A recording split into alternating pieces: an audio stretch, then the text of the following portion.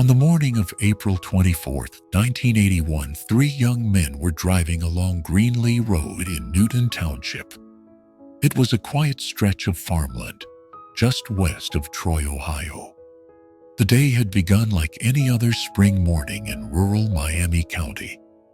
The kind of day that farmers and their neighbors had been experiencing for generations in this corner of the American Midwest. The fields were still brown from winter, waiting for the warmer days ahead to coax the first green shoots of spring from the earth. The sky was overcast but not threatening. The sort of sky that promises neither rain nor sunshine, but simply exists as a neutral backdrop to the business of daily life. Greg Breidenbaugh was behind the wheel of the vehicle, focused on the task at hand. He was in the middle of moving his belongings from a place on State Route 55 to a new home on Greenlee Road. The Hoffman brothers, Neil and Martin, had agreed to help him make the trip. They had already made several runs back and forth that morning, hauling boxes and furniture and all the accumulated possessions that a person gathers over the course of a life. It was tedious work, the kind of work that makes you grateful when it is finally finished. But they were making progress. It was during one of these trips, as Breidenbaugh navigated the familiar curves of Greenlee Road, that he noticed something unusual in the ditch alongside the pavement. A piece of clothing, distinctive and out of place against the muddy brown of early April. The item appeared to be a leather coat or jacket of some kind, tan-colored with long fringe hanging from the sleeves and hem. The sort of garment you might see on someone at a craft fair or a folk festival. It looked expensive, or at least well-made. Breidenbaugh found himself wondering how such a thing had ended up discarded alongside a rural Ohio road. People lose things from the backs of trucks and out of car windows, of course. But this seemed different somehow. The coat was too distinctive to be something someone would simply fail to notice was missing. He mentioned it to his companions as they continued on their way. "That's a nice coat," he said, or something to that effect. The Hoffman brothers acknowledged the observation with the casual interest of men whose minds were focused on the physical labor ahead of them. They continued to Breidenbaugh's new residence, unloaded another batch of possessions, prepared for the return trip to collect more. It was routine work, punctuated by brief rest breaks and the sort of idle conversation that fills the spaces between physical tasks. The coat in the ditch was mentioned again, perhaps. Or perhaps it had already slipped from their conscious thoughts, replaced by the more immediate concerns of the moment. But on the return trip, curiosity got the better of them. As they approached the spot where Breidenbaugh had noticed the garment earlier, he found himself thinking about it again. What if someone had lost a valuable coat and was even now searching for it, wondering where they had dropped it? What if the coat had a wallet or identification in its pockets that could help return it to its rightful owner? Or what if it was simply a nice piece of leather that someone had abandoned for reasons of their own, something that could be salvaged and put to good use? These thoughts, or thoughts like them, must have been running through Breidenbaugh's mind as he slowed the vehicle and told Neil Hoffman to go take a closer look at the garment lying in the ditch. Hoffman stepped out of the vehicle and walked toward the ditch, his boots crunching on the gravel shoulder of the road. The morning was quiet, the way mornings are in rural areas where traffic is sparse and the sounds of nature fill the spaces between human activity. Birds were singing somewhere in the distance. A light breeze stirred the bare branches of the trees that lined the road. Hoffman approached the leather garment, bent down slightly to get a better view, then straightened up and turned back toward the truck with an expression on his face that Breidenbaugh would remember for the rest of his life. It was an expression of shock, of disbelief, of the sudden and unwelcome recognition that something terrible had happened in this quiet place. "Oh my God," Hoffman said, his voice carrying clearly in the stillness of the morning air. "There's a woman in that coat." The woman was young, perhaps in her late teens or early 20s, though it was difficult to be certain. She lay curled on her right side in a fetal position, her knees drawn up toward her chest, her arms wrapped around herself as though she had been trying to keep warm. Her reddish-brown hair was plaited into two neat braids, each fastened with a blue rubber band of the type that might hold together a bundle of asparagus or a stack of letters. The braids lay across her face and shoulder, partially obscuring her features. She was wearing Wrangler brand bell-bottom jeans, faded to the soft blue that comes from repeated washing, and a brown turtleneck sweater with an orange crisscross pattern on the front. The coat that had first caught Breidenbaugh's attention was a handmade buckskin poncho, tan leather with a deep purple satin lining, visible where the garment had fallen open, decorated with leather fringe around the seams and along the hem. It was clearly a garment that someone had crafted with care, perhaps made by hand rather than purchased from a store. The kind of unique piece that speaks of artistry and attention to detail. She wore no shoes. She wore no socks. Her bare feet were exposed to the morning air, pale and still against the dark mud of the ditch. She had no purse, no wallet, no identification of any kind. She was peacefully there, curled up in that ditch as though she had decided to lie down for a rest and never woken up. Except that it was immediately clear to the three men who stood staring down at her that she would never wake up again. Greg Breidenbaugh did not yet have a telephone installed at his new residence, so he used his fire department radio to contact dispatch. He was a lieutenant with the Ludlow Falls Fire Department at the time, a volunteer position that had given him training in emergency response and the presence of mind to act quickly in situations that would paralyze most people. The instincts of someone trained to respond to emergencies took over, pushing aside the shock and horror of what they had discovered and replacing it with the methodical calm that emergency situations require. He reported the discovery, gave the location, and waited for the authorities to arrive. Within the hour, Greenlee Road had been transformed from a quiet rural byway into a crime scene. Police cruisers lined the shoulder, their red and blue lights flashing in the gray morning light. Yellow crime scene tape marked off the area around the ditch, keeping the curious at a distance, while investigators documented the scene. Photographers captured images of the body and the surrounding area, preserving evidence that might prove crucial in the investigation to come. Detectives began the painstaking work of searching for clues, examining the ground for footprints or tire tracks, looking for anything that might indicate how the young woman had come to be in this place and who might have put her there.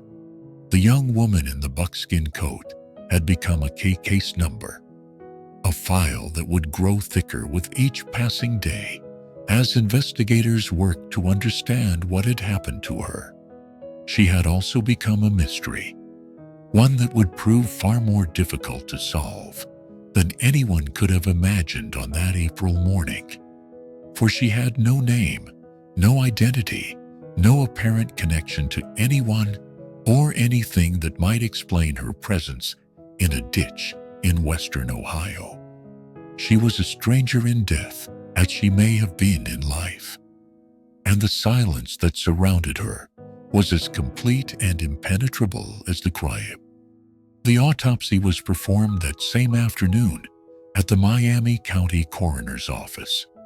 The medical examiner following established protocols, conducted a thorough examination of the young woman's body, documenting injuries and collecting evidence that might help identify her or her killer. What emerged from that examination was a picture of violence that was as disturbing as it was detailed. The young woman had died of strangulation, the pressure on her neck having cut off the blood supply to her brain until her heart stopped beating. But strangulation was not the only violence she had suffered. She had also sustained extensive blunt force trauma to her head and neck, the kind of injuries that come from repeated blows with a hard object or from being struck against a hard surface. Her liver had been lacerated, suggesting a blow or blows to the abdomen of sufficient force to rupture an internal organ. She had been beaten severely before she was killed, and whoever had done this to her had finished the job by wrapping their hands around her throat until she stopped breathing. The medical examiner estimated that she had been dead for approximately 48 hours before her body was discovered, which meant she had likely been killed on April 22nd, 2 days before the 3 men had driven past and noticed the distinctive coat in the ditch. There was no evidence of sexual assault. Her clothing was intact and properly arranged on her body. Whatever the motive for her murder, it did not appear to be that particular kind of violence, though investigators could not rule out the possibility entirely. There was something else the medical examiner noticed, something that seemed incongruous given the circumstances of her discovery and the apparent circumstances of her life. The young woman was remarkably well-groomed. Her teeth showed evidence of regular dental care, including a porcelain crown on an upper incisor that would have been expensive at the time. Her eyebrows had been plucked and shaped with care. Her hair, despite the circumstances of her death, had been washed and maintained. The braids neat and deliberate, rather than the tangled mess that might be expected of someone living on the margins of a society. Despite the fact that she appeared to have been living a transient lifestyle, traveling from place to place without a permanent home, she had clearly taken care of herself. She had standards, she had self-respect. She had been somebody to someone somewhere, even if no one in Miami County, Ohio, knew who that might be. The bottoms of her bare feet were clean. This detail mattered greatly to investigators because it told them something important about how she had come to be in that ditch. She had not walked there barefoot. Her feet showed no signs of having traveled across the dirty, muddy ground that surrounded the location where she was found. She had been transported there already dead and placed in the ditch alongside Greenlee Road like an unwanted object that someone needed to dispose of. The killer had driven down this quiet rural road, probably in the early hours of the morning, when no one would be around to witness what was happening, stopped briefly, removed the body from the vehicle, and deposited it in the ditch before driving away into the anonymity of the American road system. Interstate 75, one of the major north-south highways that connects Florida to Michigan, was only 5 miles away from the location where the body was found. This made Greenlee Road a convenient place for someone to dispose of evidence without being seen. A driver on the interstate could exit drive a few miles on local roads to a suitable location, do what needed to be done, and be back on the highway within minutes, putting miles between themselves and the crime scene before anyone even knew a crime had been committed. The young woman could have come from anywhere along that vast network of roads. She could have been going anywhere. Now she was going nowhere at all. Her journey ended in a ditch beside a road she had probably never traveled while she was alive. On April 28, 1981, 4 days after the discovery, local newspapers published a composite drawing of the victim's face. The drawing was created by a forensic artist based on the actual appearance of the deceased, an attempt to show what she might have looked like in life, so that someone who knew her might recognize her and come forward with information. The image showed a young woman with a heart-shaped face, wide-set eyes, and a small, slightly upturned nose. Her reddish-brown hair framed her face, and there was something about her expression that suggested youth and perhaps vulnerability. She looked like someone you might pass on the street without a second thought. Someone ordinary and unremarkable, except for the tragedy that had befallen her. Television stations broadcast the image across the region, accompanied by detailed descriptions of her distinctive clothing and physical characteristics. The buckskin poncho was featured prominently. Investigators believed it was distinctive enough that someone might recognize it and be able to provide information about where it had come from or who had made it. The handmade quality of the garment suggested that it had not been mass-produced, that someone had crafted it specifically for the young woman who had worn it in death. Perhaps a family member had made it for her. Perhaps she had purchased it from a craftsperson at a fair or a market. Perhaps she had made it herself, demonstrating skills that spoke of patience and artistic ability. Whatever its origin, the poncho was unique, and investigators hoped that uniqueness would be the key to identifying its owner. Anyone who recognized the woman or her clothing was asked to contact the Miami County Sheriff's Office immediately. The response was overwhelming. More than 200 leads poured in from people who thought they might know who she was. Some callers were certain that the woman in the drawing was their daughter, their sister, their friend who had dropped out of contact years ago. Others had seen someone matching her description, hitchhiking on the highway, or sitting in a diner, or walking through a bus station. Each lead was assigned to an investigator, documented in the growing case file, and pursued to its conclusion. Every single one of those leads was investigated. Every single one of them led to a dead end. The daughters and sisters and friends were tracked down and found to be alive and well. Embarrassed perhaps that their families had thought them dead, but relieved that the body in the ditch was not theirs.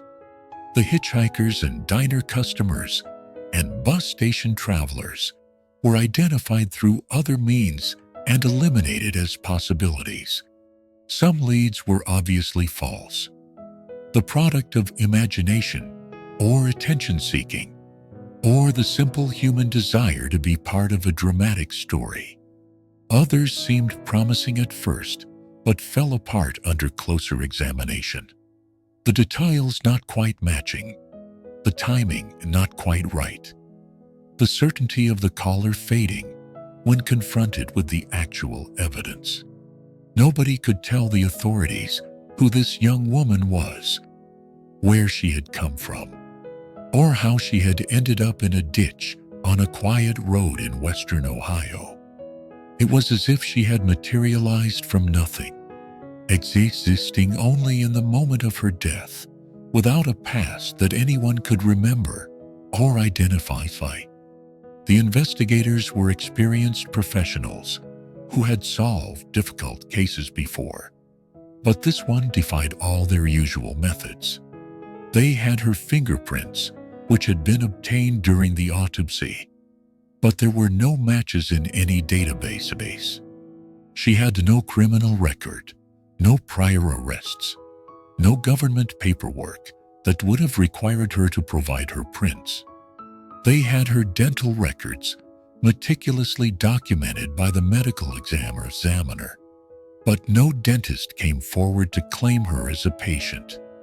They had her photograph and her composite drawing broadcast to millions of people across multiple states. But no one came forward to claim her as family. The victim gradually became known by a nickname derived from her most distinctive article of clothing. They called her the Buckskin Girl. It was not a name that anyone would have chosen for themselves. Not a name that spoke of identity or history, or the accumulated experiences of a life. It was a label, a way of referring to someone who had no name, a placeholder that investigators and journalists and the public could use when discussing the case. But for nearly 37 years, it would be the only name she had, and it would become inextricably linked with her story, defining her in death in a way that her actual name might never have done in life. Anyone who has ever tried to solve a mystery knows that the first step is usually the most straightforward. You gather the evidence that is available. You organize it into categories. You identify the gaps in your knowledge, and you set about filling those gaps through investigation and deduction. You follow the leads that present themselves yourselves, working the phones and knocking on the doors until somebody tells you something useful.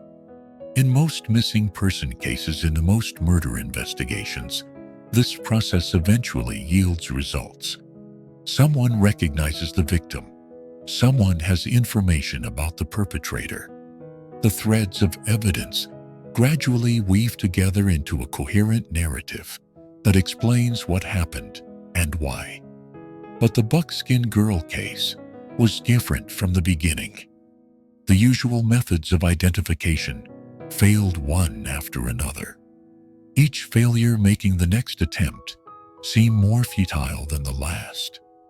Her fingerprints were entered into every available database, including the FBI's automated fingerprint identification system when it became operational years later. There were no matches. She had no criminal record, no prior arrests, no government paperwork that would have required her to provide her prints. She had never been booked into a jail or processed through a court system. She had never applied for a professional license that required fingerprinting or worked in an industry where background checks were mandatory. She had passed through life without leaving the kind of official traces that allow authorities to identify unknown individuals. Her dental records were circulated to dentists across the region and eventually across the country. But no one recognized them.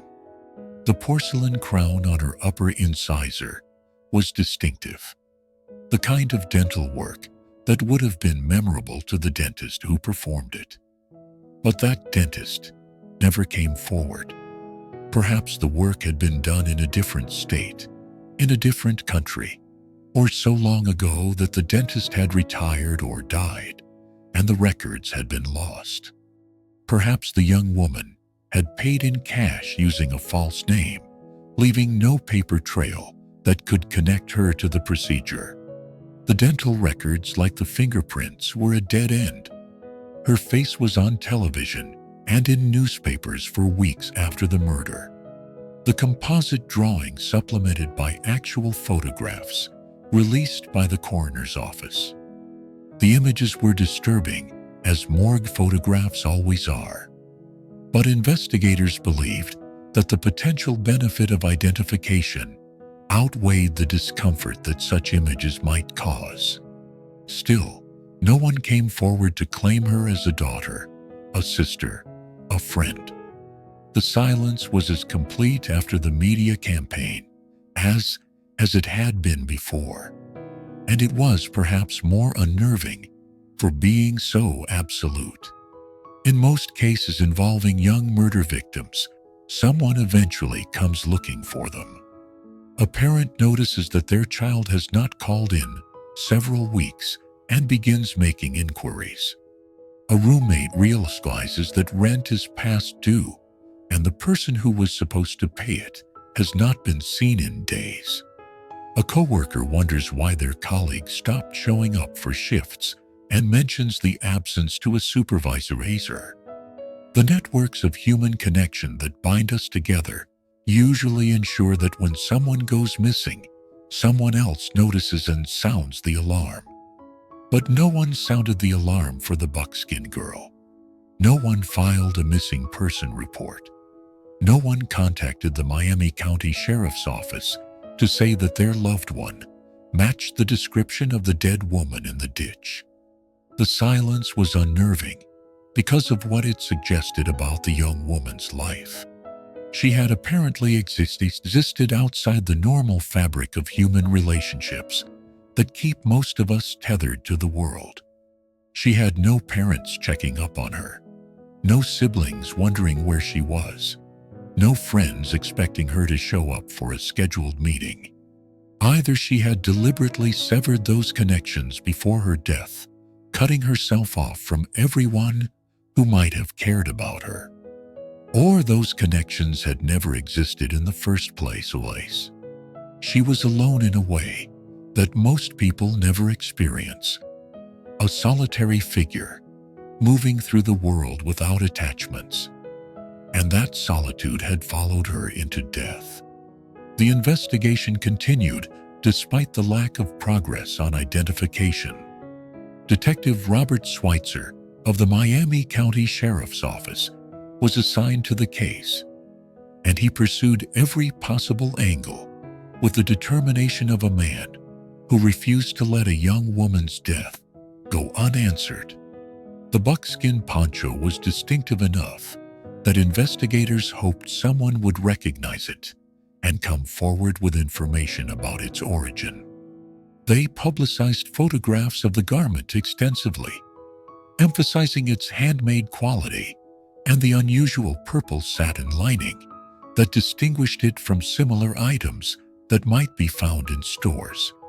The fringe was long and carefully cut, the leather soft and supple, the overall construction suggesting the work of someone with real skill in leathercraft.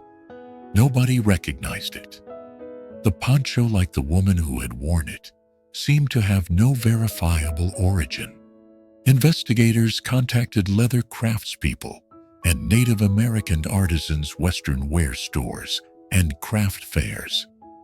Anyone who might have knowledge of where such a garment could have been made or purchased. They received suggestions and theories, but no concrete information that led anywhere useful. The poncho remained an enigma, a beautiful object that had become a symbol of the mystery it was meant to help solve. Months passed without progress. The initial flurry of leads had been exhausted, each one investigated and eliminated, and no new information was coming in. The case file grew thicker, with dead ends and negative results. Each new entry representing hours of work that had yielded nothing of value. The Buckskin Girl's case remained on Detective Schweitzer's desk, but the active investigation gradually slowed as more immediate cases demanded attention. There were other crimes to solve, other victims whose killers might still be caught if investigators moved quickly enough. The living had to take precedence over the dead, even when the dead had been murdered and their killer was still at large. She was buried at Riverside Cemetery in Troy, Ohio, a few weeks after her discovery. The burial was arranged by the county as is customary when no family comes forward to claim a body. Several of the officers who had worked on her case served as pallbearers at her funeral, carrying her casket to the grave with the solemnity that the occasion demanded. They did not know her name. They did not know where she had come from or who had loved her in life. But they had spent weeks trying to find answers to those questions, and they felt an obligation to see her into the ground with some measure of dignity and respect. Her headstone was simple as headstones for unidentified persons typically are. It read, Jane Doe, followed by the date April 22nd, 1981, the day she was believed to have died. There was no birth date, because no one knew when she had been born. There was no loving epitaph from family members, because no family had come forward to provide one. There was only the placeholder name and the death date, carved into stone that would stand as her only memorial until someone could provide her with a real name to replace the generic one. In the years that followed her burial, visitors occasionally left flowers at her grave. People who had never known her in life felt drawn to her story, compelled by the tragedy of a young woman who had died without a name and without anyone to mourn her properly. There was something about her case that captured the imagination and refused to let go, something that resonated with people who had no personal connection to her whatsoever. Perhaps it was the image of her lying in that ditch, curled up, as though sleeping, with her braided hair and her distinctive coat. Perhaps it was the mystery itself, the not knowing, the sense that somewhere out there, a family was wondering what had happened to their daughter, without any idea that she was lying in a cemetery in Ohio, under a headstone that did not bear her name. Perhaps it was simply the fundamental injustice of it all, the wrongness of a young life, cut short by violence, and then forgotten by everyone except the strangers who had found her body and the investigators who had tried and failed to learn who she was.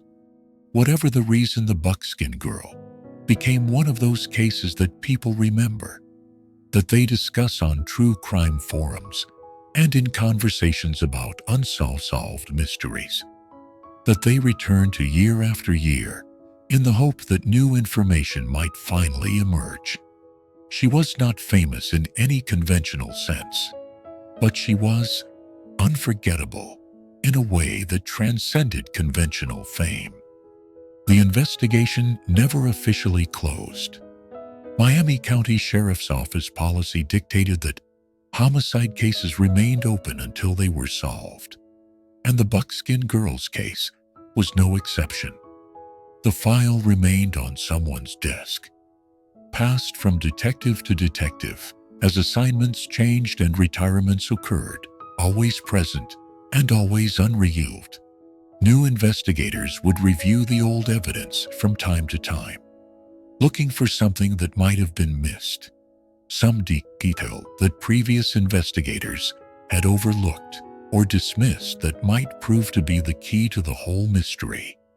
But the case remained stubbornly unsolvable, defying every attempt to break through the wall of anonymity that surrounded the young woman in the buckskin poncho.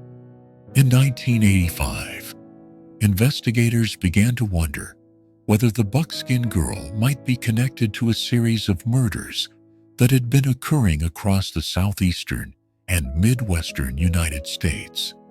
The victims were all young women, many of them with red or reddish hair, and most of them had been strangled and beaten before their bodies were dumped along highways and rural roads. The pattern had attracted the attention of law enforcement agencies in multiple states, and a profile was beginning to emerge of a killer who traveled extensively, possibly as a truck driver, preying on vulnerable women at truck stops and rest areas along his route. The killer, or the pattern of killings attributed to a single killer, had been given several names by law enforcement and the media.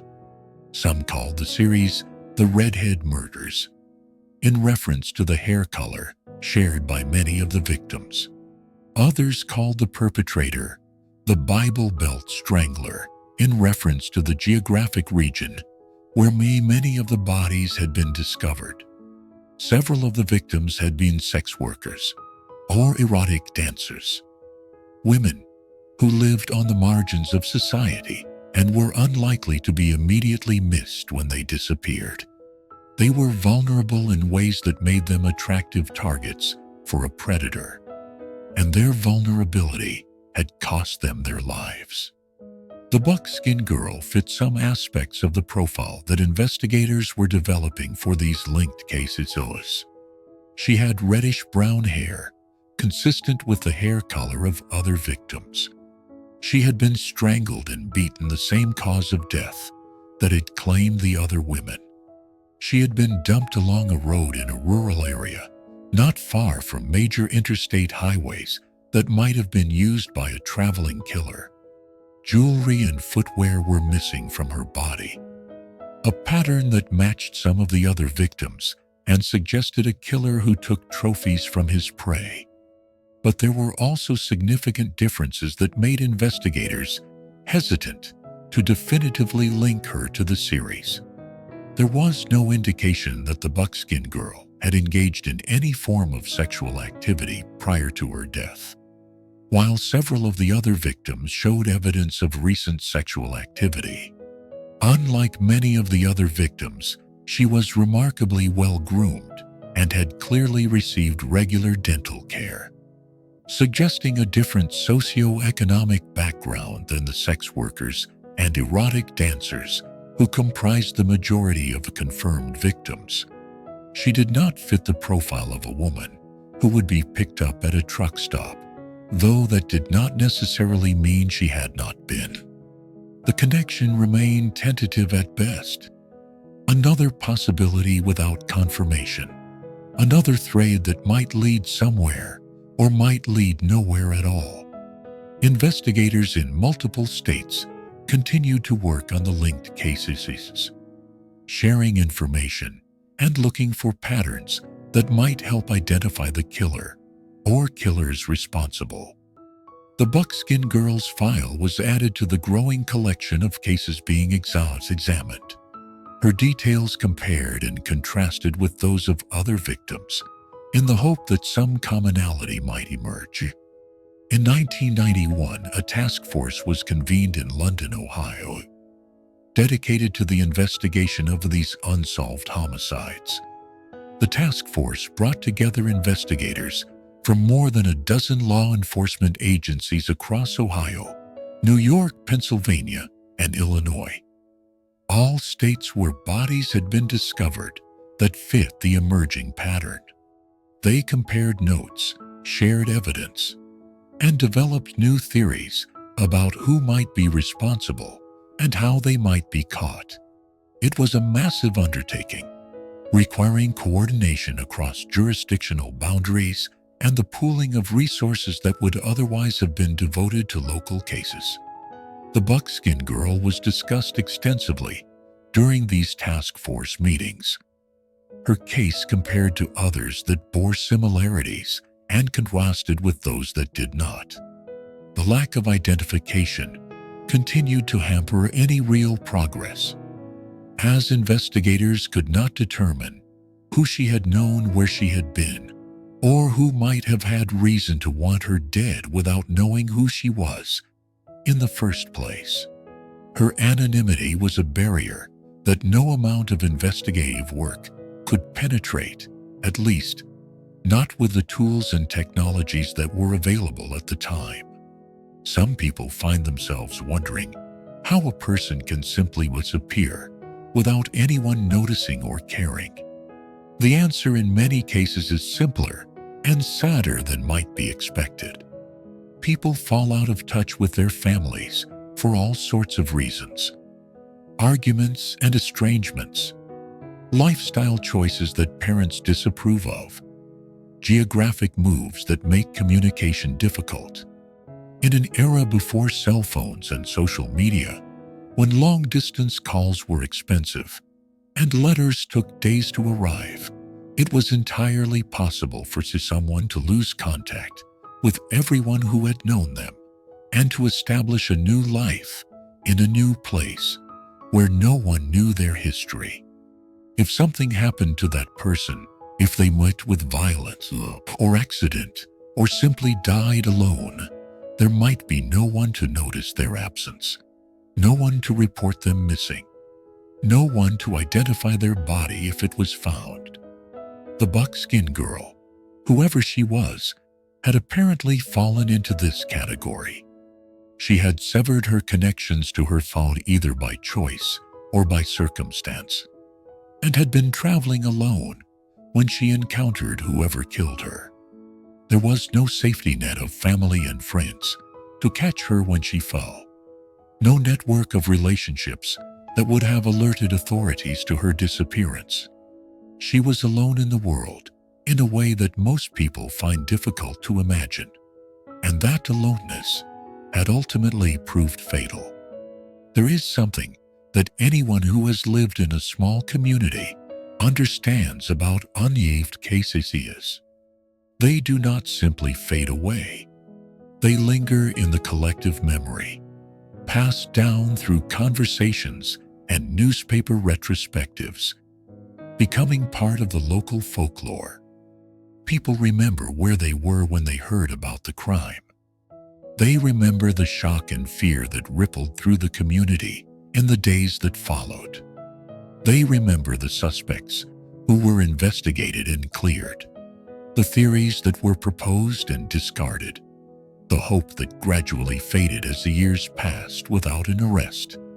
The Buckskin Girl became such a story in Troy, Ohio, and the surrounding area.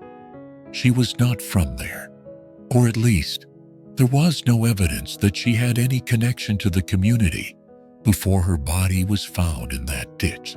But she had become part of the community through the circumstances of her death and burial, adopted in a sense by the people who had found her, and tried to give her a name. Children growing up in Miami County learned about her case, heard their parents and grandparents discuss the mystery over dinner tables, and absorbed the story into their understanding of their home's history. She became a cautionary tale, a reminder of the dangers that could find young women on the road, and also an object of sympathy, a symbol of how someone could fall through the cracks of society and disappear without anyone noticing until it was too late. Her story was told and retold, accumulating details and interpretations with each telling, becoming something larger than the sum of its factual components. She was not just a victim anymore. She was a legend, a myth, a presence that haunted the collective consciousness of a community that had never known her in life.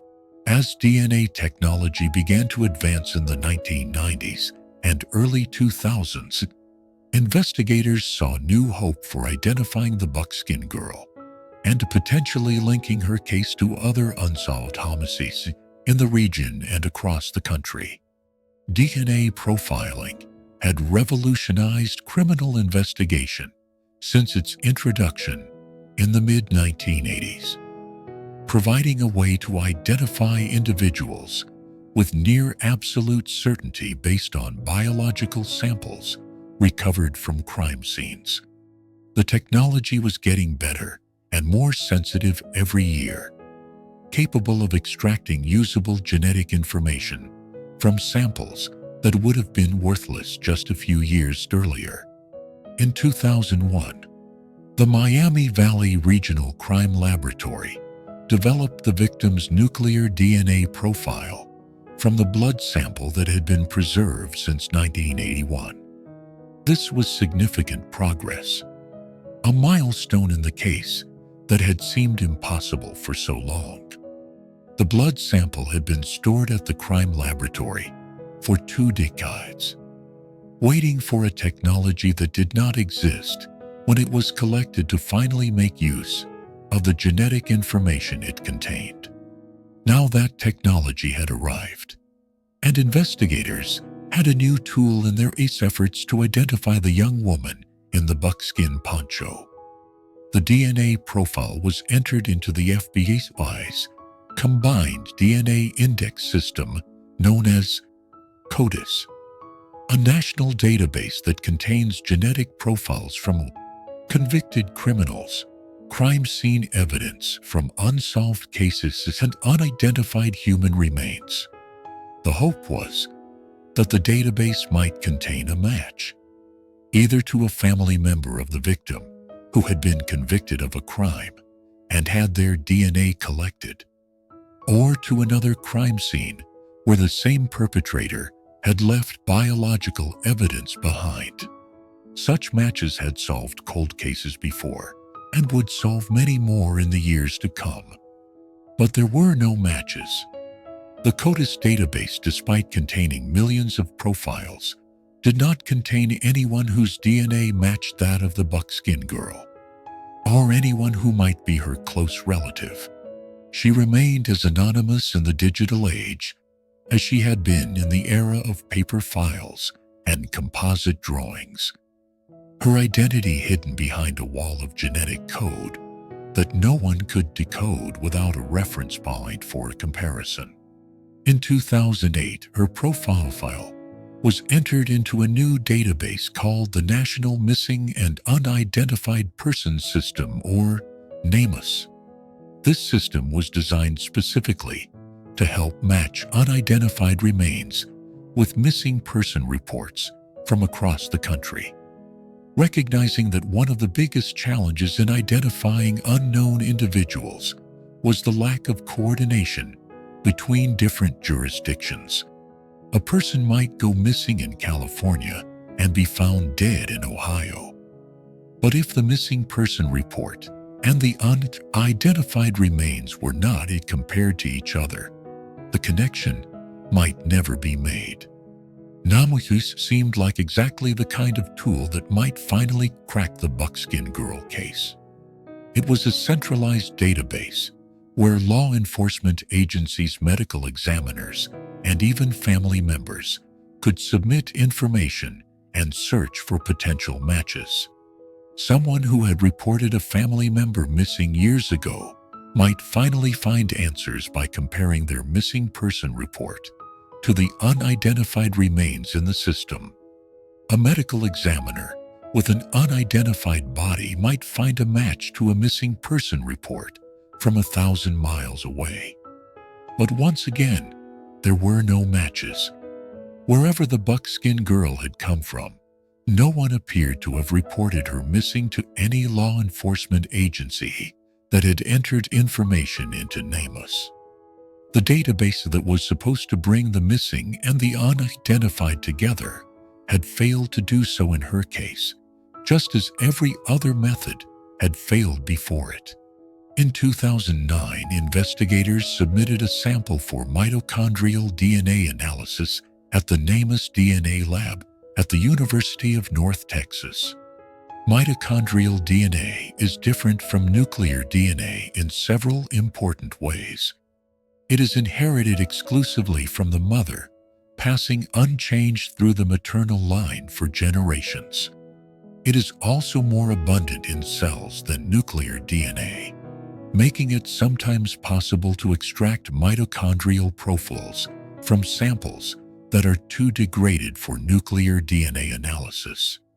The hope was that this additional profile might provide new avenues for identification, new ways of tracing the victim's ancestry and family connections.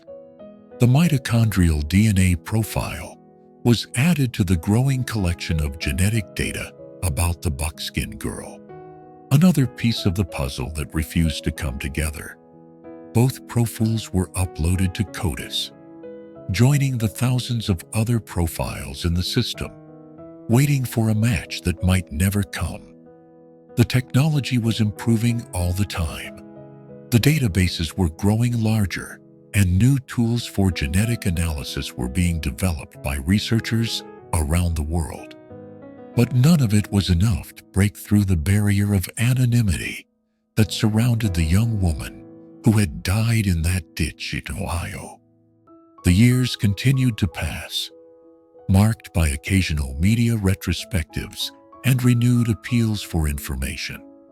Detective Robert Schweitzer retired, having spent years on a case that he could not solve, despite his best efforts.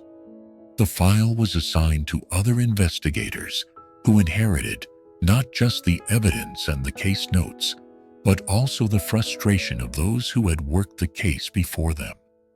The Buckskin Girl remained on someone's desk at the Miami County Sheriff's Office, a cold case that had never been closed, a mystery that refused to be forgotten, even as it refused to be solved.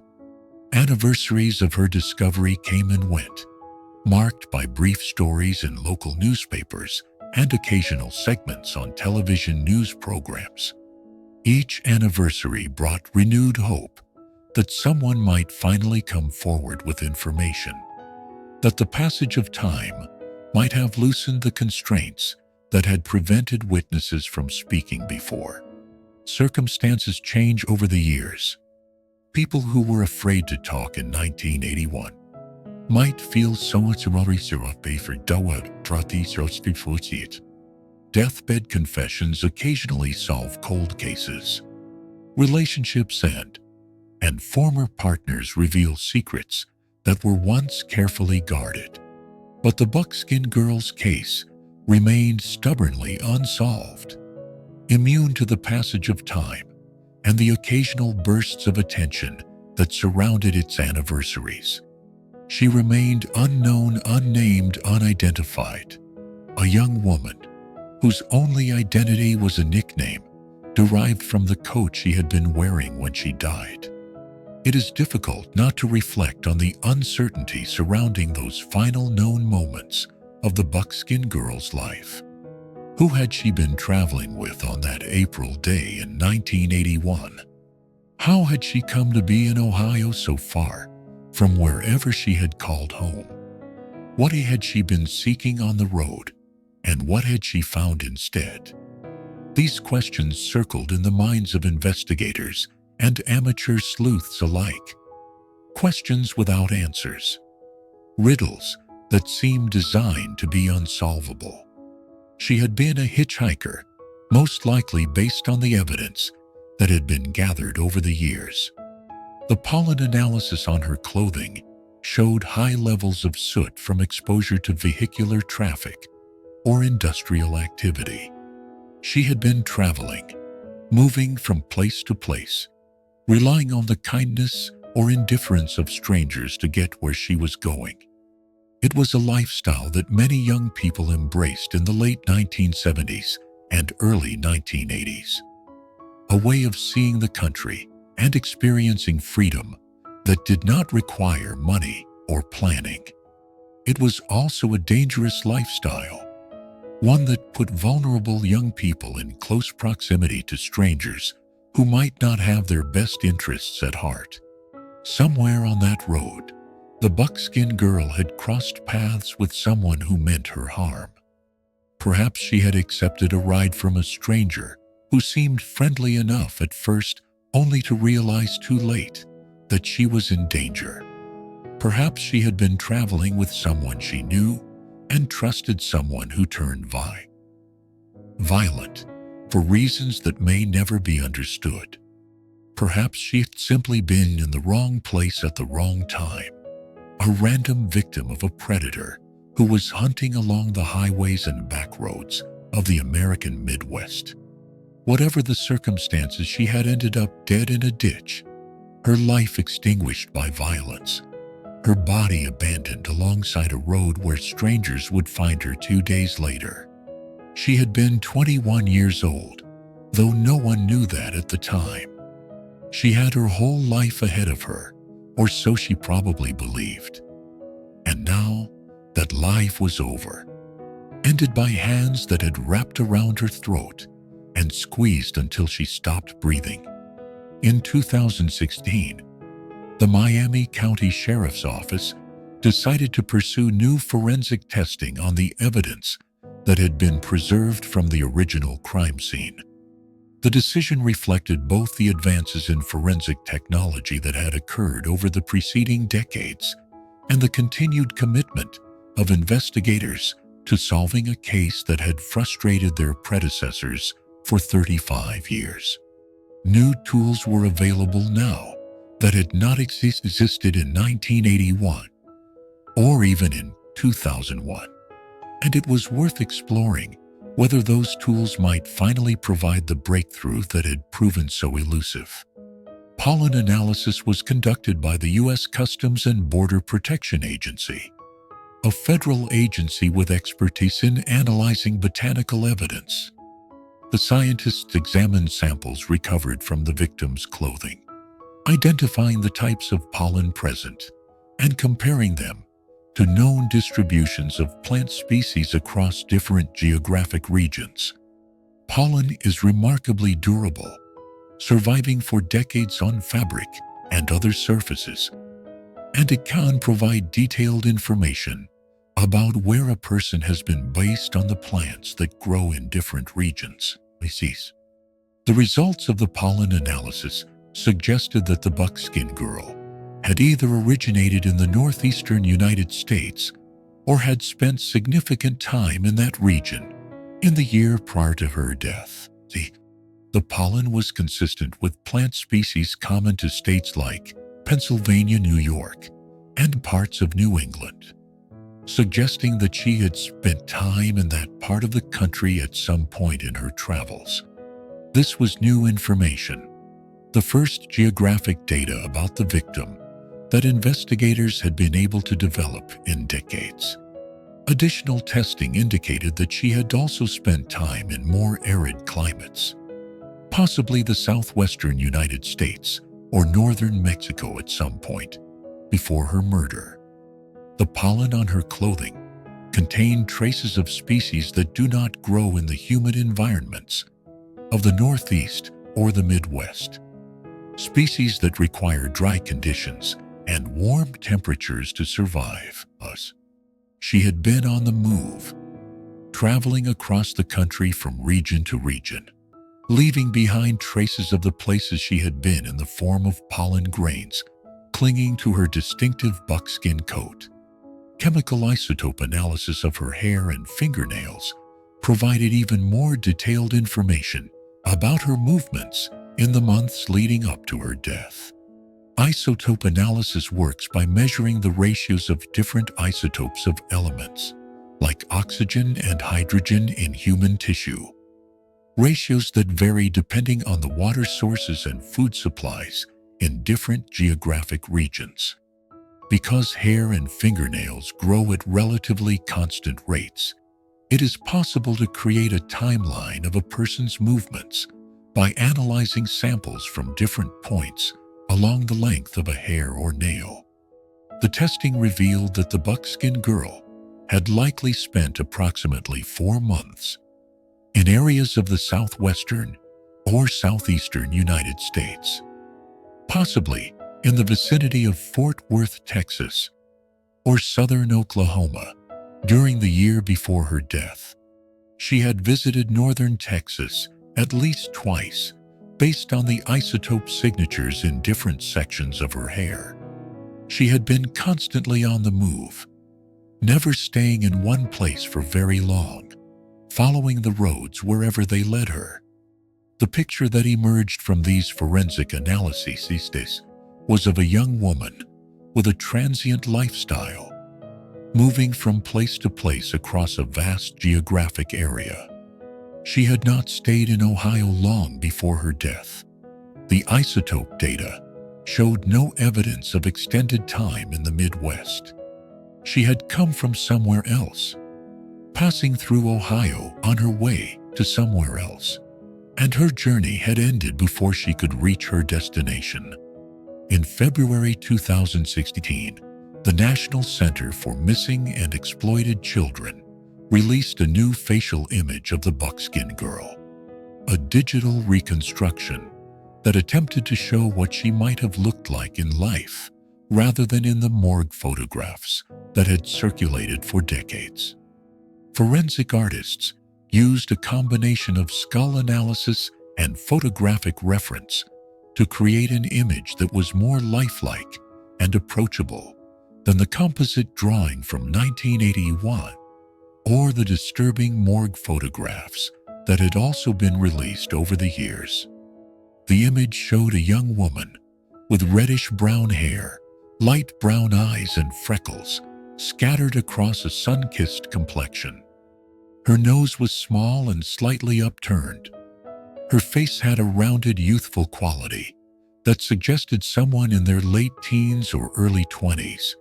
She was attractive in an understated way, the kind of person who might catch your eye without being conventionally beautiful.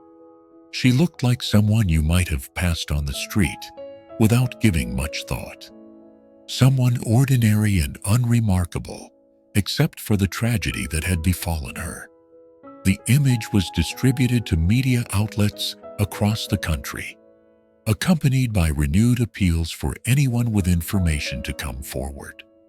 The hope was that the new, more lifelike image might jog someone's memory, might remind someone of a daughter or sister or friend who had disappeared years ago and was never seen again. The forensic technology that had created the image was sophisticated, capable of producing results that bore a strong resemblance to actual photographs of living people. Perhaps this image would finally be the key that unlocked the mystery. Some people ask themselves why no one recognized her after all those years of publicity, after all those composite drawings and photographs and facial reconstructions. The answer, perhaps, is that she had been missing from her family's lives for so long that they had stopped looking for her in the places where law enforcement was looking. She had left home as an adult voluntarily and had chosen to live a transient lifestyle that made it difficult for anyone to keep track of her whereabouts. Her family had not reported her missing because they did not know she was missing in the way that law enforcement uses that term. They knew she had chosen to leave.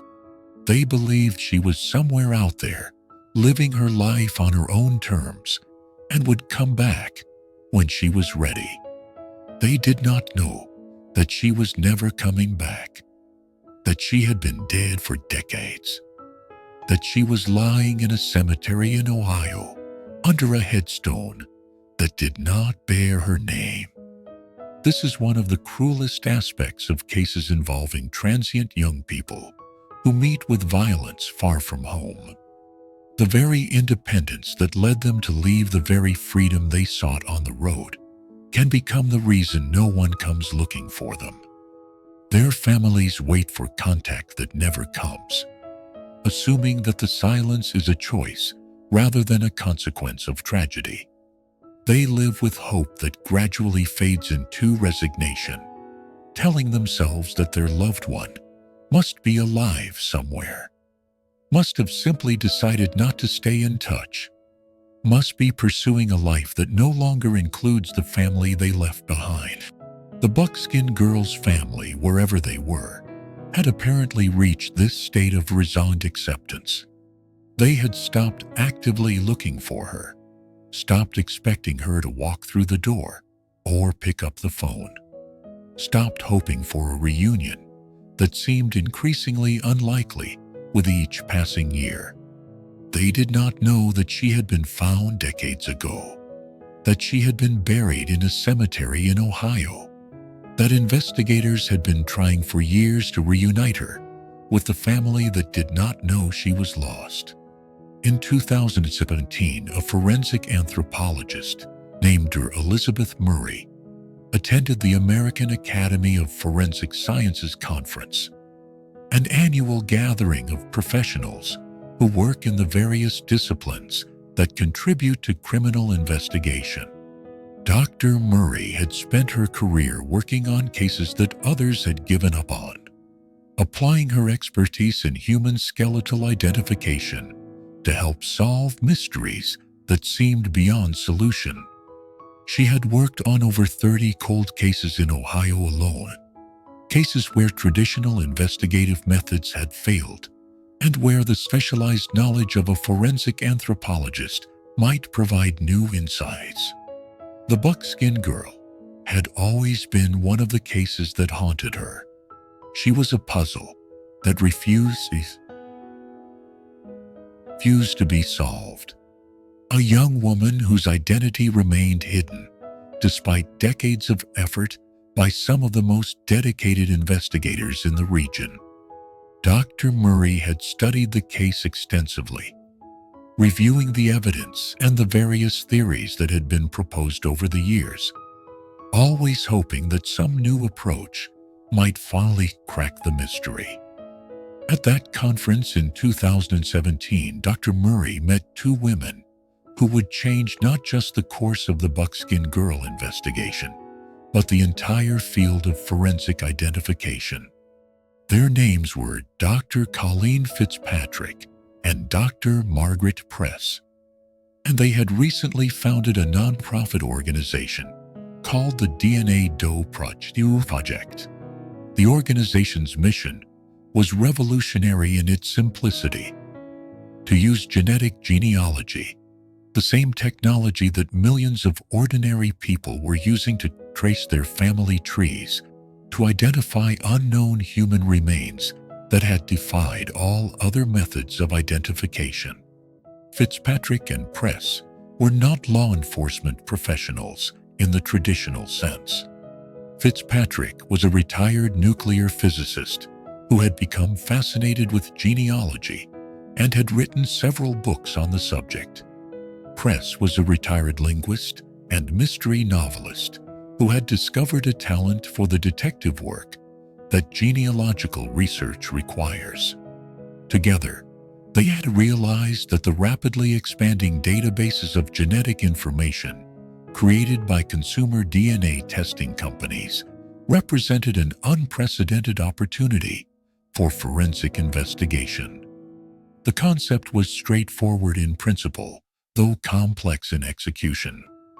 When someone submits their DNA to a consumer testing company, like Ancestry or 23andMe, the company analyzes their genetic markers and compares them to other profiles in their database to identify relatives.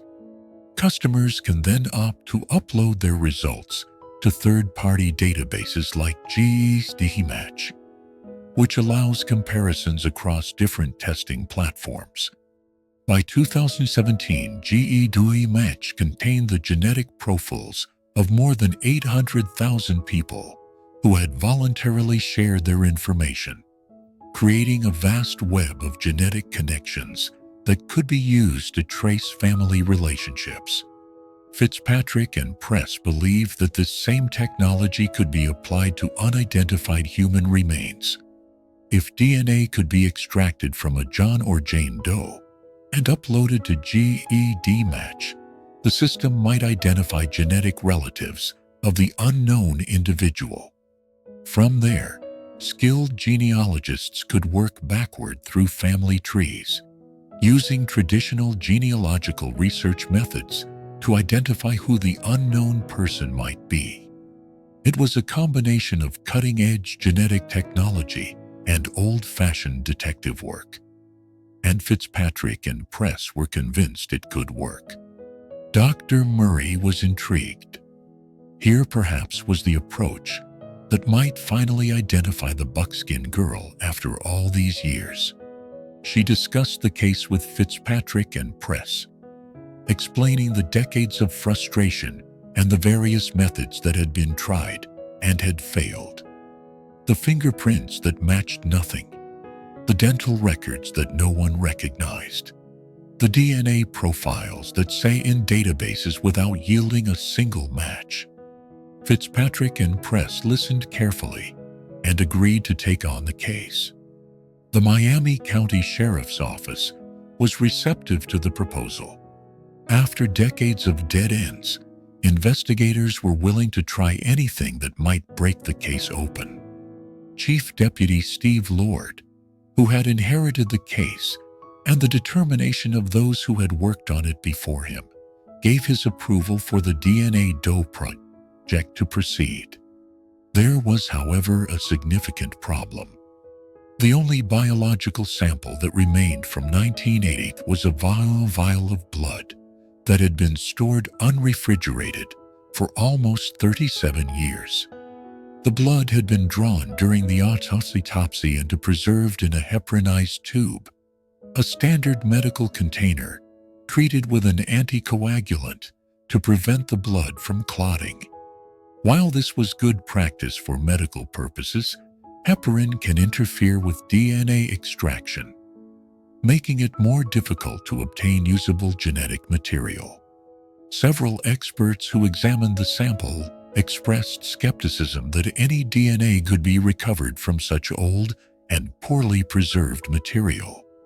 The blood had been sitting at room temperature for decades, a condition that typically causes DNA to degrade beyond usefulness.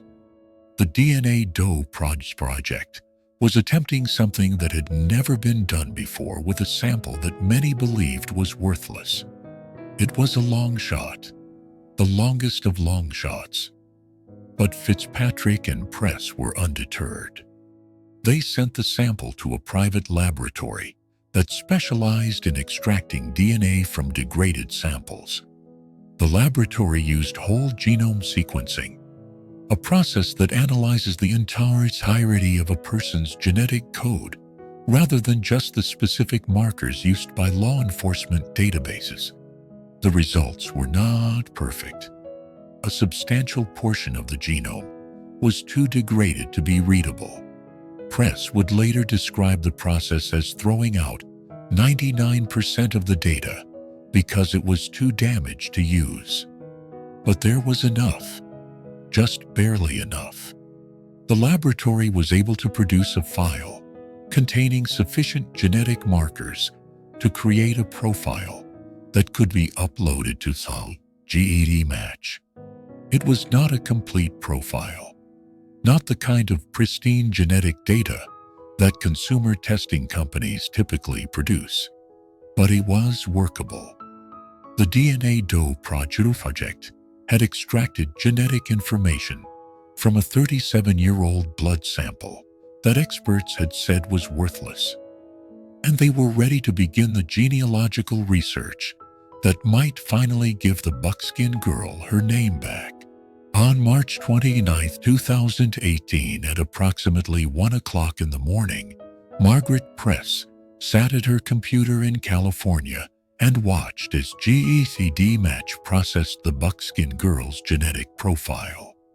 She had assembled a team of volunteer genealogists who were standing by, ready to begin the painstaking work of tracing family trees once the initial matches came back. The team was scattered across the country, connected by email and online chat, waiting with the anticipation of people who had devoted years of their lives to this kind of work and understood how rare and precious a successful identification could be. Press hit refresh on her screen over and over again, watching as the system identified genetic relatives of increasingly close connection. This is the nature of genetic genealogy. The database first identifies distant relatives, then gradually reveals closer and closer matches as the algorithm processes the data. Fourth cousins share relatively little DNA with each other and are therefore the first to appear in the results. Third cousins share more and appear next. Second cousins, first cousins once removed, and so on. Each successive match representing a closer genetic relationship and a more promising lead for identifying the unknown individual. The matches kept coming, getting closer and closer. A fourth cousin, a third cousin, a second cousin once removed. Press watched with growing excitement as the algorithm worked through the database, comparing the Buckskin Girl's genetic markers to the hundreds of thousands of profiles that people had voluntarily uploaded over the years. Then, after only a few hours, the system identified a match that was close enough to matter. A first cousin once removed. A first cousin once removed shares a significant amount of DNA with the target individual, enough that they would almost certainly know the identity of anyone in their family who had gone missing decades ago. Press began building a family tree based on this match, tracing connections and cross-referencing names against public genealogical records. This was the part of the work that required traditional skills, the ability to navigate census records and birth certificates and obituaries, piecing together the relationships between people who had lived and died decades or even centuries earlier. The work moved with astonishing speed compared to the decades of frustration that had come before. Within 4 hours of beginning the search, Press had identified a candidate. She had traced the family tree of the first cousin, once removed match, and found a branch that contained someone who fit the profile. A young woman who had been missing since 1980, presumed dead by her family, but never officially declared so. The young woman's name was Marcia Lenore Sossoman King. She had been born on June 9, 1959 in Little Rock, Arkansas. She had left home at approximately 19 or 20 years of age and had never been seen or heard from again by her family. She had never been reported as a missing person because she had left as an adult voluntarily, and her family had assumed she was simply living her life elsewhere. But there was a note in the family's genealogical records uploaded to Ancestry by her father before his death, indicating that she was missing and presumed deceased. Press called Fitzpatrick immediately, her voice filled with the emotion of the moment.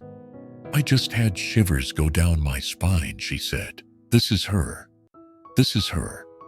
The identification was not yet confirmed in the scientific sense. Law enforcement would need to obtain DNA samples from living family members and compare them directly to the sample from the victim.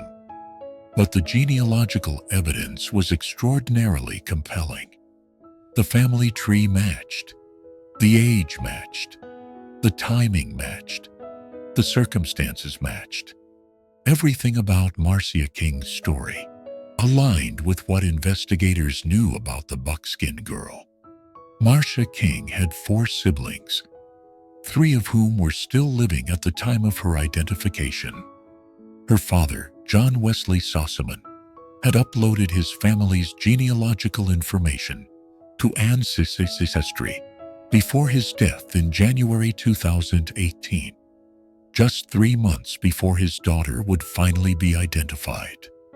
Among the information he had uploaded was the note about Marcia, a poignant digital record of a father who had never stopped wondering what had happened to his child.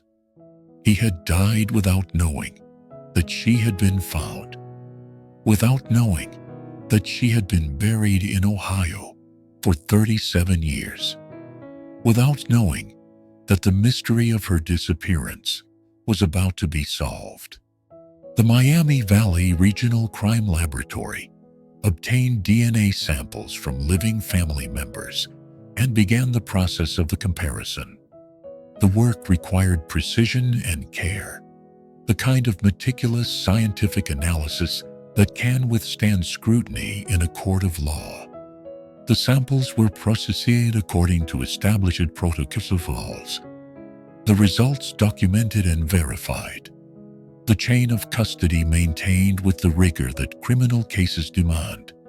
On April 9, 2018, the laboratory confirmed the identification. The DNA from the family members matched the DNA from the victim with the certainty that genetic testing provides.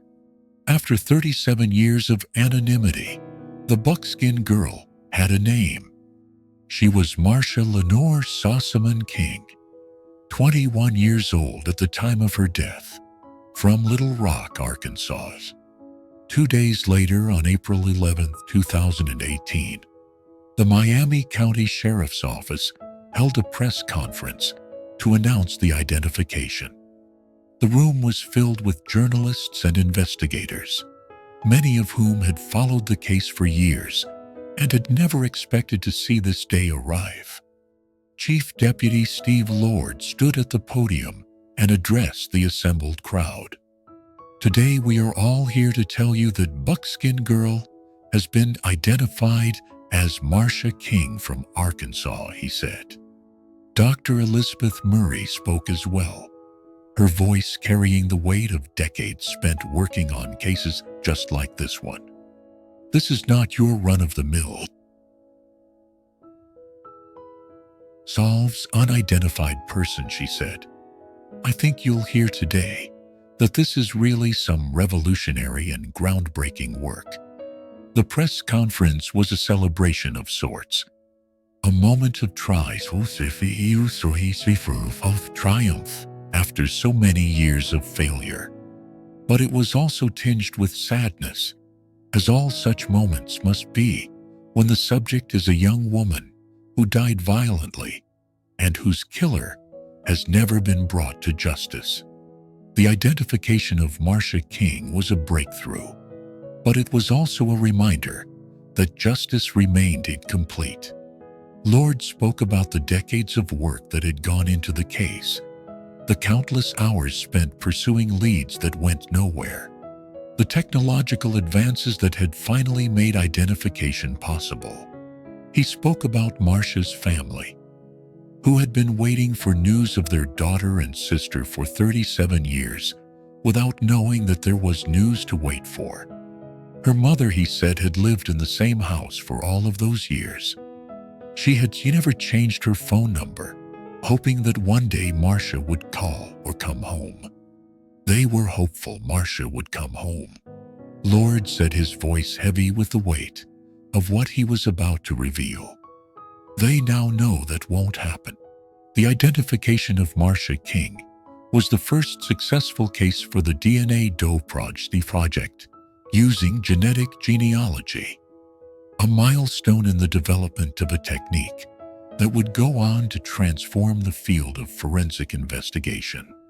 Within weeks, the same methodology would be used to identify Joseph James DeAngelo as the notorious Golden State Killer, a case that would bring forensic genetic genealogy to national attention.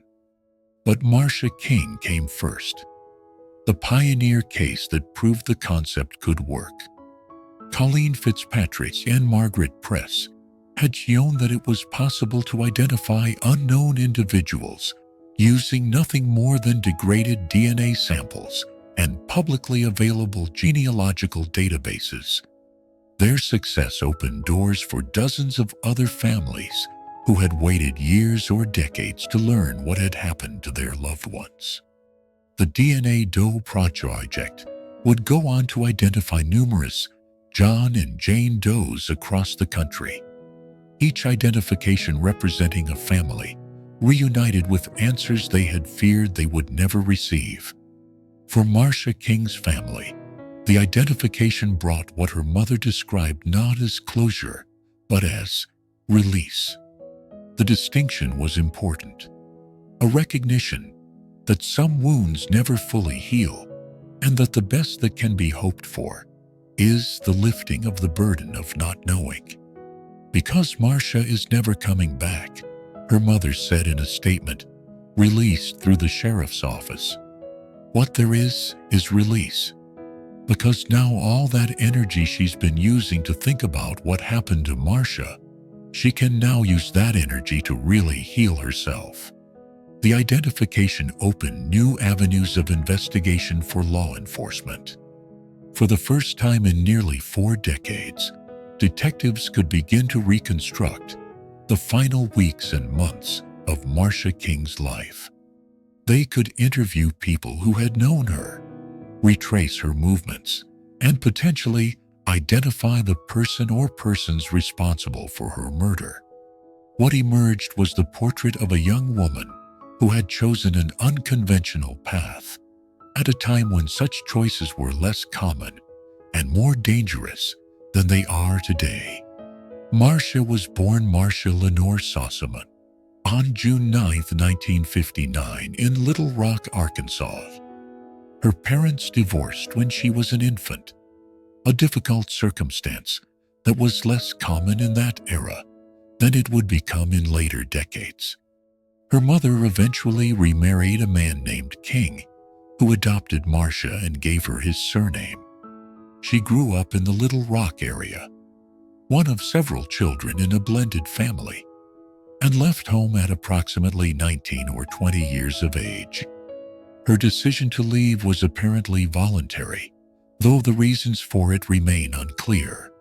She did not leave under circumstances that prompted her family to contact law enforcement or to file a missing person report.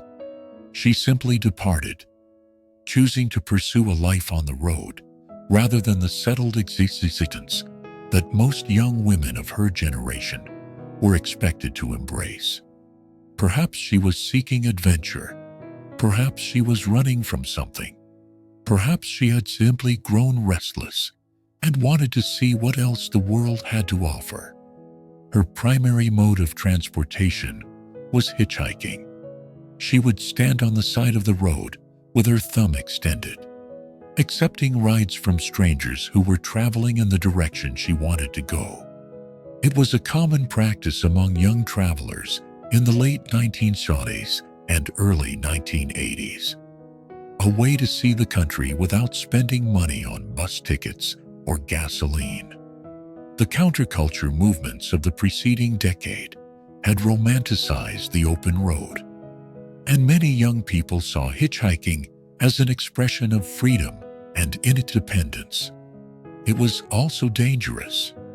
Young people who hitchhiked put themselves in vulnerable positions, accepting rides from strangers whose intentions they could not know.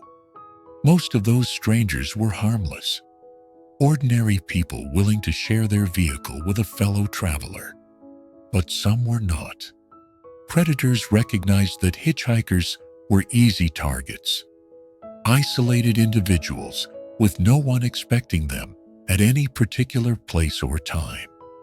If something happened to them, no one might notice for weeks or weeks.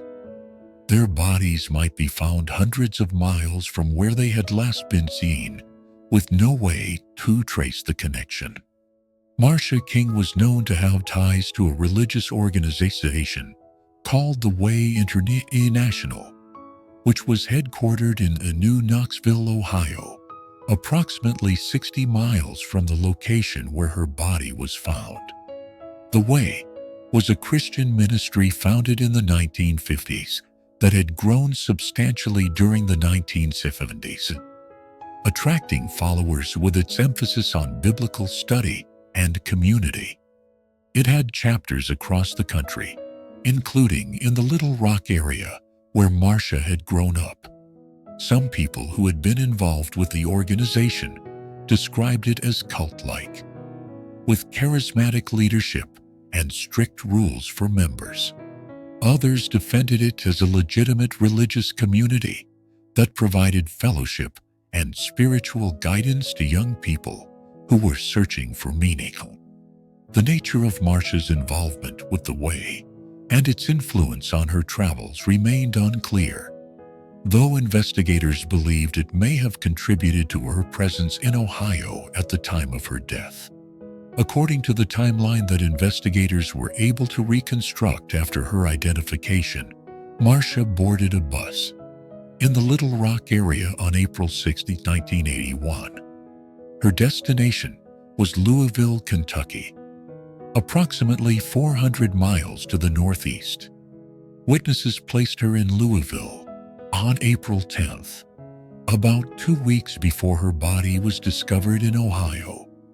From Louisville, she apparently hitchhiked toward Ohio, a journey that would have taken her through southern Indiana and into the western part of the state, where her body was eventually found. 6 eyewitnesses came forward after her identification was announced, reporting that they had seen Marcia in Arkansas shortly before her death. The timeline they provided helped investigators understand her movements in the final weeks of her life. She had been in Little Rock in late March or early April, visiting people she knew or conducting business that brought her back to her hometown. Then she had boarded that bus to Louisville, beginning the journey that would end in a ditch alongside Greenlee Road. Other witnesses reported seeing her in Pittsburgh, Pennsylvania, at various times in the weeks leading up to her murder. The picture that emerged was of a young woman who was constantly in motion, traveling from city to city and state to state, relying on the kindness or indifference of strangers for transportation and perhaps for shelter as well. She had been living this way for approximately a year before her death. Since leaving her family home in 1980, the investigators developed theories about what might have happened in those final hours. They believed Marcia had probably accepted a ride from someone while hitchhiking between Louisville and wherever she had been heading in Ohio. That person, or possibly persons, had murdered her and dumped her body alongside Greenlee Road. The killer had taken her shoes and any jewelry she might have been wearing, but had left the distinctive buckskin poncho that would eventually give her a nickname and help keep her case alive in the public consciousness. On July 20th, 2018, a memorial service was held for Marcia King at a chapel in Troy, Ohio. The service was officiated by the Reverend Gregory Simmons, chaplain of the Miami County Fraternal Order of Police Lodge. 9 members of Marcia's family attended, having traveled from Arkansas to the Ohio town that had become their daughter's final resting place. More than 50 local residents also attended, people who had never known Marcia in life, but who had adopted her story as their own over the decades since her death.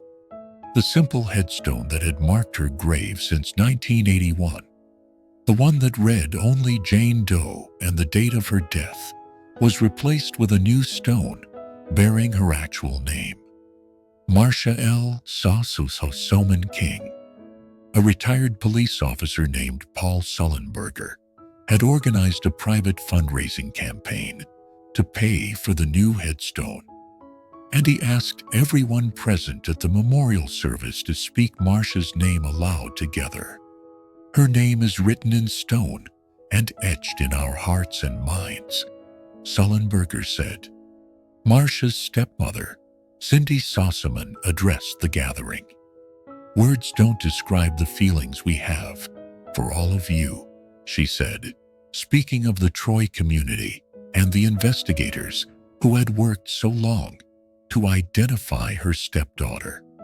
"How you have loved her and taken her in your arms." The family had decided that Marcia should remain buried in Troy rather than be moved to Arkansas. They believed it was what she would have wanted, that the community which had shown her such care and remembrance had earned the right to be her final home. She described Marcia as a very trusting young woman who had obviously fallen into the wrong hands. It was a simple characterization, but it captured something essential about how her family understood what had happened to her. She had trusted too easily, accepted help from someone who did not deserve that trust, and paid for that trust with her life. The investigation into Marcia King's murder continues to this day. Her killer has never been identified or brought to justice. The Miami County Sheriff's Office has conducted additional DNA testing on evidence recovered from the original crime scene, including foreign hairs that may have belonged to her attacker. Advances in DNA technology now make it possible to extract genetic profiles from hair samples that lack the root bulb, which was previously required for nuclear DNA analysis. Investigators hope that this new testing may produce leads that can be compared to genealogical databases in the same way that Marcia's own DNA was used to identify her. The same techniques that identified the victim might eventually identify the perpetrator. Forensic genetic genealogy has been used successfully to identify suspects in numerous violent crimes, including the Golden State Killer case that brought the methodology to national attention. If DNA from Marcia's killer was preserved in the evidence from 1981, it might be possible to trace that DNA to relatives in genealogical databases and work backward to identify the person responsible. Anyone who knew Marcia King in the weeks or months before her death is encouraged to contact the Miami County Sheriff's Office. Investigators are particularly interested in information about her time in Louisville, Kentucky, and Pittsburgh, Pennsylvania, as well as any details about her involvement with the Way International or other individuals she may have traveled with. Even small pieces of information can sometimes prove crucial in solving cold cases. And the investigators who have worked on this case for decades remain committed to finding justice for Marcia King. The case of the Buckskin Girl teaches us something about persistence and about the power of new technology to solve old mysteries. For 37 years, she was anonymous, a symbol of all the young women who disappear without a trace and are never identified. Her photograph appeared in books about unsolved crimes and on websites dedicated to helping solve cold cases. Her story was told and retold, becoming part of the folklore of both true crime enthusiasts and the local community that had adopted her. But she was never forgotten. That may be the most remarkable aspect of her case. Despite the lack of progress, despite the years and decades that passed without answers, people continued to remember her and to hope that one day she would have her name back. Investigators continued to pursue new leads and new technologies. Amateur sleuths researched her case online and speculated about her identity. Visitors continued to leave flowers at her unmarked grave. In the end, it was the dedication of two women with a novel idea that brought Marcia King home. Colleen Fitzpatrick and Margaret Press believed that genetic genealogy could be used to identify unidentified remains, and they proved it with the Buckskin Girl case. Their success opened doors for dozens of other families who had waited years or decades to learn what had happened to their loved ones. The DNA Doe Project has since identified numerous John and Jane Does across the country, each identification representing a family reunited with answers they had feared they would never receive. For Marcia King's family, the identification brought what her mother described not as closure, but as release. Because Marcia is never coming back, her mother said. What there is release. Because now all that energy she's been using to think about what happened to Marcia, she can now use that energy to really heal herself. It is a distinction worth remembering. Closure suggests an ending, a tying up of loose ends, a case that can be filed away and forgotten. Release suggests something different, the lifting of a burden that had been carried for far too long, the freedom to stop waiting and start healing. The question of who killed Marcia King remains unanswered. Somewhere, perhaps the person responsible is still alive, still carrying the knowledge of what they did on that April night in 1980. Perhaps they have lived with guilt all these years. Perhaps they have pushed the memory so far down that they no longer think about it. Perhaps they believed they had gotten away with murder and would never face consequences. They may yet be wrong about that. Technology continues to advance. Databases continue to grow. The tools that identified Marcia King are now being used to identify suspects in violent crimes, linking crime scene DNA to relatives in genealogical databases and working backward to identify the perpetrators. It is not impossible that the same techniques could one day identify the person who strangled a young woman and left her body in a ditch in western Ohio. Until that day, Marcia King rests in Riverside Cemetery in Troy, Ohio, beneath a headstone that finally bears her name. The community that adopted her in death continues to remember her, and the investigators who have worked her case continue to seek justice. She is no longer the Buckskin Girl, anonymous and alone. She is Marcia Lenore Sossoman King, daughter and sister, traveler and dreamer. A young woman whose life was cut tragically short, but whose story has finally been told. The road she traveled was long and winding, taking her from Arkansas to Texas to Oklahoma, to Louisville to Pittsburgh, and finally to that quiet stretch of farmland in Ohio, where her journey ended. She was looking for something, though we may never know what. She found instead the worst that humanity has to offer, the violence and cruelty that can emerge from the darkness when a vulnerable person crosses paths with a predator. But she also found something else in the decades that followed. People who refused to forget her, who continued to search for her name when all the conventional methods had failed, who believed that everyone deserves to be known, deserves to be remembered, deserves to be laid to rest beneath a stone that bears their actual name. If there is a case you think deserves to be told, a mystery that haunts you, or a story that you believe more people should know about, you can share it. Sometimes the most important thing we can do for the dead is to refuse to let them be forgotten, to keep their stories alive until the day when answers finally arrive. Marcia King waited 37 years for her name to be restored.